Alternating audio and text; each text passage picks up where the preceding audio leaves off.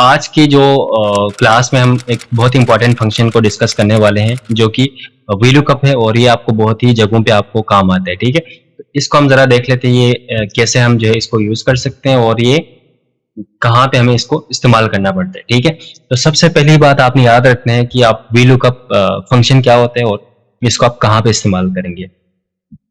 तो VLOOKUP function होता है कि आपके पास कोई डेटा मौजूद है, ठीक है, और उस डेटा के अंदर आपके पास डिफरेंट कंपनी नेम्स है। यहाँ पे आप देख सकते हैं, ठीक है, कंपनी नेम्स है और साथ में हमारे पास कुछ अमाउंट है जीएसटी और यहाँ पे टोटल अमाउंट हमारे पास गिवन है। ठीक है, और हम चाहते हैं भाई इस पूरे डेटा के अंदर केएफसी का टोटल अमाउंट कितना है, या हम चाहते हैं भाई नश्तर फीड्स का हमारे पास कितना अमाउंट आ रहा है वो चेक करना चाहते हैं, यानी डेटा फिल्टर करना चाह रहे हैं आप। ठीक है, तब आप यूज कर सकते हैं वीलुकअप का। और इसके कुछ कंडीशंस है वीलुकअप के, ऐसा नहीं है कि आप हर डेटा के अंदर आप जो है वीलुकअप यूज कर सकते हैं। कंडीशन क्या है? कंडीशन ये है, पहला कंडीशन तो ये है कि जो आपके पास लुकअप वैल्यू है, अब लुकअप वैल्यू किसे कहते हैं? लुकअप वैल्यू कैसे कहते हैं कि वो जो आप फाइंड करना चाहते हैं।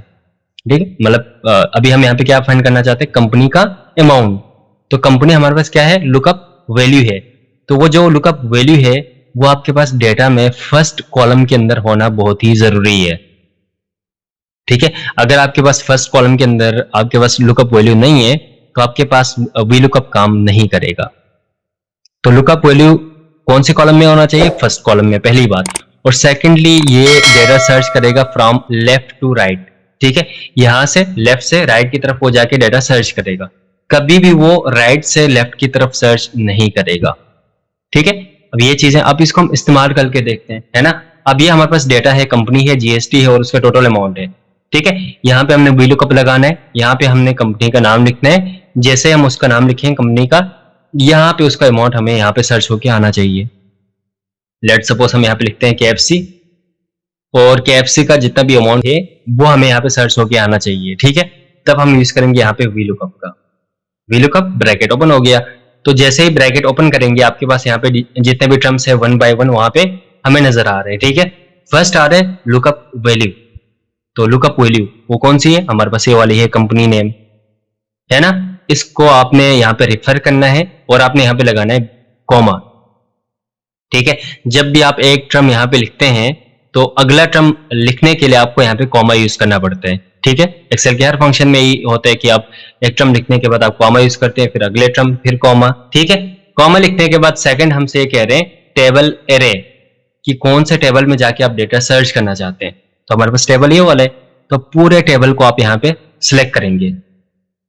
ठीक है, अब आपने क्या करना है? इस टेबल को आपने यहाँ पे फ्रीज करना है F4 की मदद से, है ना।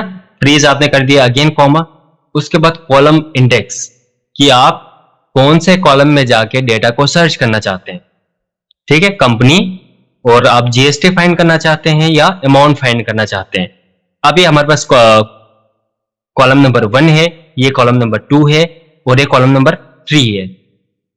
अगरचे हम फाइंड करना चाहते हैं अमाउंट, तो हम यहाँ पे लिखेंगे 3, क्योंकि हमारे पास डेटा कहाँ पे मौजूद है? कॉलम नंबर 3 में। अगर आप फाइंड करना चाहते हैं जीएसटी अमाउंट तो आप लिखेंगे यहाँ पे 2। ठीक है, अभी हम फाइंड करना चाहते हैं अमाउंट तो हम यहाँ पे लिखेंगे 3, क्योंकि हमारे पास अमाउंट कॉलम नंबर 3 के अंदर मौजूद है। अगेन आप लिखेंगे यहाँ पे कॉमा। उसके बाद ये हमसे पूछ रहे हैं कि जो आप डेटा फाइंड करना चाहते हैं वो आप चाहते हैं कि एग्जैक्ट मैच हो या अप्रोक्सीमेट मैच हो। ठीक है, तो चूंकि हमें चाहिए भाई एग्जैक्ट वैल्यू चाहिए तो हम यहाँ पे लिखेंगे 0। ठीक है, या आप यहाँ पे लिखो फॉल्स, फॉल्स लिखो या 0 लिखो, बिल्कुल सेम है। ठीक है, या मैं लिखता हूं यहाँ पे फॉल्स। ठीक है, या आप इस पर डबल क्लिक करो तब भी चलेगा। ठीक है, फिर आपने करना है ब्रैकेट क्लोज, क्योंकि फार्मूला यहाँ पे खत्म होता है। ठीक है, फिर आपने करना है इंटर।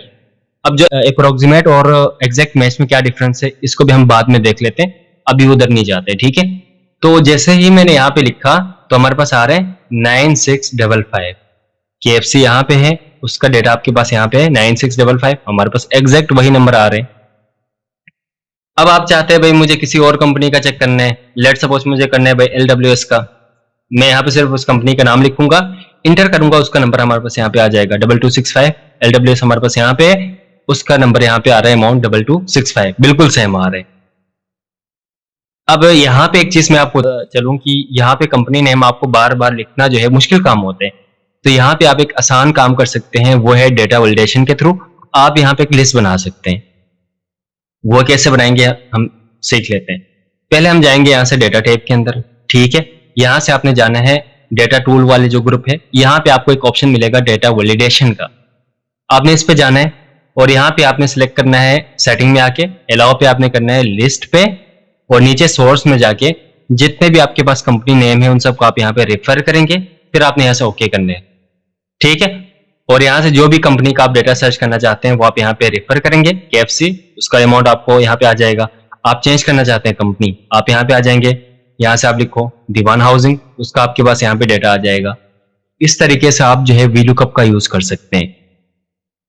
अब हम ये डिफरेंस देखेंगे कि अप्रोक्सीमेट मैच और एग्जैक्ट मैच में क्या डिफरेंस है, इसको हम जरा देख लेते हैं। देखो हमारे पास कुछ डेटा हमारे पास यहाँ पे मौजूद है, यहाँ पे कुछ स्टूडेंट्स के नेम गिवन है, ठीक है, और साथ में यहाँ पे कुछ मार्क्स गिवन है, और यहाँ पे हमें उन स्टूडेंट का रिमार्क्स यहाँ पे देना है, ठीक है। और जो रिमार्क्स देना है वो हमारे पास कंडीशन यहाँ पे है कि अगर किसी स्टूडेंट का मार्क्स 0 से 50 के बीच में है तो उसको आपने देना है कितना, रिमार्क्स देना है एवरेज।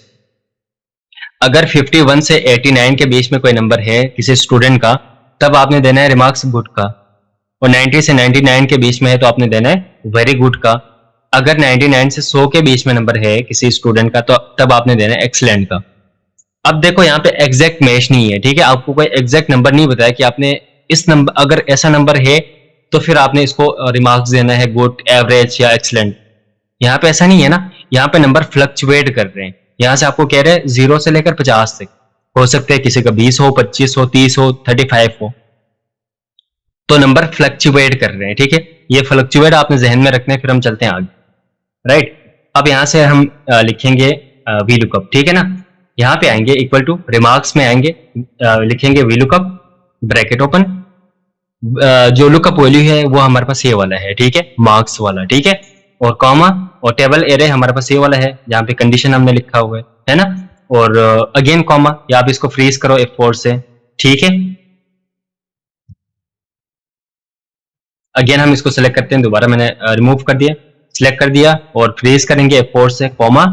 उसके बाद ये हमसे कह रहे हैं कॉलम इंडेक्स नंबर, ये आपके पास जो रिमार्क्स है वो यहाँ पे कौन से कॉलम के अंदर है, ठीक है, ये पहला कॉलम है, ये सेकंड है, ये तीसरा है। जो हमारे पास रिमार्क्स है वो तीसरे कॉलम के अंदर है, तो हम यहाँ पे लिखेंगे थर्ड, 3 लिखेंगे कॉमा। अब भी आपने यहाँ पे एग्जैक्ट मैच अगर आप करेंगे तो आपके पास आंसर गलत आएगा, ठीक है।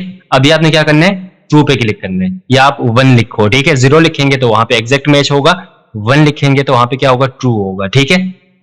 यानी हम यहाँ पे अप्रोक्सीमेट कर रहे हैं, यहाँ पे चूंकि नंबर फ्लक्चुएट कर रहे हैं, ठीक है, तब हम वहां पे क्या यूज करेंगे, ट्रू यूज करेंगे। फिर आपने करना है ब्रैकेट क्लोज, फिर आप करेंगे इंटर। अब आपके पास यहाँ पे आ रहा है एवरेज, ठीक है, इसी को आप नीचे की तरफ ड्रैग एंड ड्रॉप करेंगे। अब यहाँ पे मैं अगर लिखता हूँ 20, तब भी हमारे पास एवरेज आएगा, है ना। अगर मैं यहाँ पे लिखता एग्जैक्ट, ट्रू की जगह में लिखता है यहाँ पे फॉल्स, तब हमारे पास यहाँ पे आंसर नहीं आता, NA, यानी कोई से भी एरर आता। क्यों, क्योंकि हमारे पास ये जो 20 है वो इस टेबल के अंदर है ही नहीं कहीं, ऐसा ही है ना। इसलिए हमें यूज करना पड़ेगा यहाँ पे क्या, अप्रोक्सीमेट का, ट्रू का, ठीक है। ये क्या करेगा, वो देखेगा कि 0 से 50 के बीच में जो भी नंबर होगा उसको रीड करके आपको रिमार्क्स यहाँ पे दे देगा। तो ये अप्रोक्सीमेट और एग्जैक्ट मैच का आपके पास ये वाला सीन है, ट्रू और फॉल्स के दरमियान जो डिफरेंस है वो मैंने आपको बता दिया, और ये चीज आपने याद रखना है ताकि आपको आगे जाके कोई मसला क्रिएट ना हो। सो बाकी जो मैं आपको कह रहा था ना, कॉलम 1 के अंदर डाटा मौजूद होना चाहिए VLOOKUP के लिए। देखो अगर आपके पास डेटा कुछ इस तरह से है, और जो सेलमेंस है या कंपनी नेम है वो आपके पास सेकंड कॉलम के अंदर है, फर्स्ट कॉलम के अंदर कुछ और डेटा गिवन है, और यहाँ पे आप यूज करना चाहते हैं लुकअप का, VLOOKUP का, तब ये काम नहीं करेगा, ठीक है। जो आपके पास कंपनी नेम है, जो आपके पास लुकअप वैल्यू है, वो डेटा के अंदर फर्स्ट कॉलम के अंदर होना बहुत ही जरूरी है। अब यहाँ पे आपको क्या करना पड़ेगा, यहाँ पे आप ये करेंगे, यहाँ पे लिखेंगे equal to VLOOKUP bracket open, lookup value आपके पास ये वाला है, कॉमा, और जो टेबल एरे है वो आप यहां से लेंगे अभी, ठीक है, आप यहां से नहीं करेंगे, आप यहां से लेंगे, क्योंकि जो आपके पास लुकअप वैल्यू है वो फर्स्ट कॉलम के अंदर होना चाहिए। ठीक है, F4 कॉमा, उसके बाद कॉलम इंडेक्स, हम यहां से कौन सा सर्च करना चाहते हैं, अमाउंट, तो 1 2 3 4 कॉलम में है, लिख दिया, कॉमा, एग्जैक्ट मैच के लिए 0 या फॉल्स। ठीक है, ब्रैकेट क्लोज, आप इंटर करेंगे, आपके पास आंसर आ जाएगा। अगर मैं ऐसा करता यहाँ पे, ठीक है, लुकअप वैल्यू हम इसको करेंगे, ठीक है, कॉमा, और टेबल हम यहां से ले लेते हैं, लेट सपोज यहां से हमने लिया, प्रेस कर दिया, कॉमा, कॉलम इंडेक्स हमारे पास कौन से कॉलम में है, 1 1 2 3 4 5, अमाउंट 5 में है अभी, तो मैं यहाँ पे 5 लिखूंगा, कॉमा, 0 एग्जैक्ट मैच के लिए, ब्रैकेट क्लोज, इंटर। अभी हमारे पास आंसर नहीं आएगा, क्यों नहीं आएगा, क्योंकि हमारे पास जो लुकअप वैल्यू है वो फर्स्ट कॉलम के अंदर नहीं है। ठीक है, ये चीज आपने याद रखनी है, जो आपके पास लुकअप वैल्यू है that should be in first column, और ये सर्च करेगा from left to right, right to left नहीं जाएगा। ठीक है, तो आई होप आज की क्लास के लिए इतना काफी है। नेक्स्ट क्लास में इंशाल्लाह हम एच लुकअप को जो है डिस्कस करेंगे।